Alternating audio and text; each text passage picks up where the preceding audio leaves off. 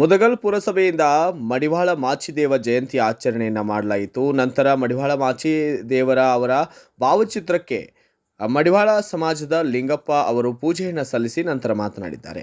12ನೇ ಶತಮಾನದ ಬಸವಣ್ಣನವರ ಸಮಕಾಲೀನ ಶರಣರಲ್ಲಿ ಮಡಿವಾಳ ಮಾಚಿದೇವರು ಕೂಡ ಒಬ್ಬರಾಗಿದ್ದಾರೆ ಎಂದು ಹೇಳಿದ ಅವರು ನಂತರ ಮಾತನಾಡಿದಂತಹ ಪುರಸಭೆಯ ಮುಖ್ಯಾಧಿಕಾರಿ ನಬಿ ಸಾಬ್ ಕಂದಗಲ್ ಕಾಯಕ ನಿಷ್ಠೆ ದಾಸೋಹದಂತಹ ಮೌಲ್ಯಯುತವಾದ ಕಾಣಿಕೆ ನೀಡಿದ್ದು 12ನೇ ಶತಮಾನದ ಕಾಲದಲ್ಲಿ ಇಂತಹ ಶರಣರು ಮಹಾಪುರುಷರು ಹಾಕಿಕೊಟ್ಟಂತಹ ಮಾರ್ಗದರ್ಶನ ಹಾಗೂ ಸಂದೇಶವನ್ನು ಜೀವನದಲ್ಲಿ ಅಳವಡಿಸಿಕೊಳ್ಳಬೇಕು ಎಂದಿದ್ದಾರೆ.